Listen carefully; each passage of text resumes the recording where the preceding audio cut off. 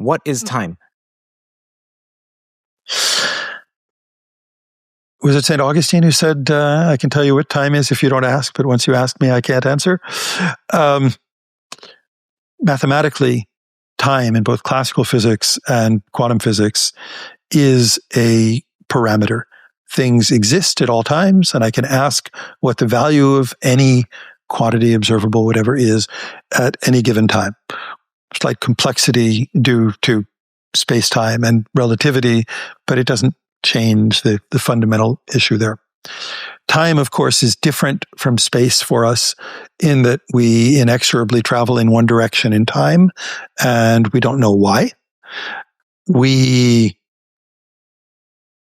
might look for a new law of physics that explains why that is. We might look for boundary conditions that say it could have been different, but we happen to live in a universe where time is moving in this direction. We can also look quantum mechanically for something even stranger, a situation where the universe is not evolving in time. Nothing is changing in time. And there are good reasons to think that that would be a good quantum mechanical description of the universe, leaving out for the time being the Big Bang, which we know breaks this symmetry. And there are approaches that can yield the sort of illusion of time in the sense that everything is uncertain, but everything is correlated. That part of my wave function is sitting here now talking to you, and part of my wave function is still back in bed this morning. And that's all right, because if the part of my wave function that's back in bed this morning suddenly woke up and decided to check where you were and called you on your cell phone, it would discover that you were also back in bed. And the part of me now reaches out to you, and any one part of me that's conscious sees things that are consistent with that particular time. There are different formalisms to describe how this might arise, but I'd say it remains one of the deep mysteries of physics. So you mentioned Bill that asked questions great. Bill Phillips, yeah. Yes. What is a question someone asked you that you thought you knew the answer? Then as you started explaining it, you realized only then that I actually don't know the answer. Well, this happens all the time on all sorts of little technical issues, things that I've taught to graduate courses for decades, and no one asked me a hard enough question to make me stop. The experiment I was telling you about, how long atoms spend in photons, that would have been one. Atoms spend in photons, photons spend in atoms. I probably would have answered that one incorrectly. And there are many. I think to be doing interesting science, you should always be at the level of asking yourself questions about things you thought you knew, but questions that go beyond what you've asked before, that lead you to have to think a little bit harder. But I'd say the most exciting one is about what we really learned from Bell's inequalities. And as I said, that's fundamentally the kind of experimentally testable foundations question that drove me to stay in physics. The way we talk about Bell's inequalities has changed over time. And I would usually tell students what we learn from Bell's inequalities is that, or from the experimental violation of Bell's inequalities, is that the world we live in is not local, that you cannot describe what happens to you and what happens to me independently and still have a complete description of reality. And that's pretty shocking.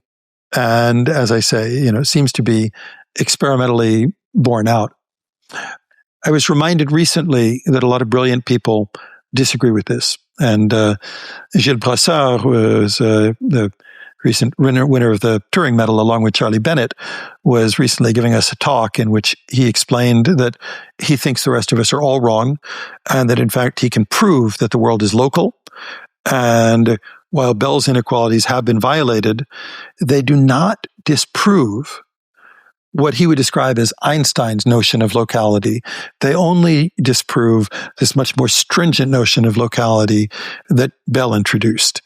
And this goes back to a brilliant paper by David Deutsch, whom I mentioned before, and Patrick Hayden, whom I don't think I've mentioned before, that makes this argument that you can understand EPR, Einstein-Podolsky-Rosen correlations, and violations of Bell inequalities without needing to resort to thinking about information ever traveling faster than light. And mathematically, it's a very beautiful paper. Interpretationally, every few years, I have to go back and try again to see what are they really saying about the nature of reality. And I don't know. I don't know if when I teach students about Bell's inequalities, I'm giving them the right picture or not. So there's one thing that I think many of us need to go back and keep thinking about more deeply. Has your work shown that quantum mechanical objects have definite values of position prior to being measured? No. I mean, it seems like it because of the weak measurement and the But the weak measurement reveals an average. So we've shown that there is a sense in which you can track average positions, look at their correlations. That gives a picture that agrees with the definite positions Bohm would say are real. But Bohm was designed mathematically to agree with quantum mechanics. Our measurement is fundamentally measuring this flux operator that exists in quantum mechanics. The fact that those quantities are equal does not prove that you should think of this one as real or that one as real. And in particular, since we know that we're averaging over a distribution, you could imagine many different theories that have different trajectories that are certain or uncertain, but agree with that average. So no, I certainly don't think we have an experiment that proves that anything is real. I think what we're trying to do is keep reminding people that the jury is out and there are seemingly conflicting views of reality that are all consistent right now with the formalism that we have. But also that there are measurable quantities that come out of some of these formalisms or out of weak measurement theory that seem to be so universal that we're tempted to say they're at least pointing us towards the deeper theory of what's really out there. If there is some deeper theory, maybe it's something that reflects some of these quantities, and that's what we should be looking for. But those are hints. Those aren't rigorous proofs of anything. I subscribe to The Economist. Their science and their AI coverage is among the best I've found anywhere.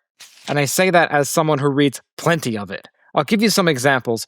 They just ran an analysis on how attitudes towards science are changing in American politics and what this means for research and funding in scientific institutions moving forward. This sort of high-quality reporting is fantastic.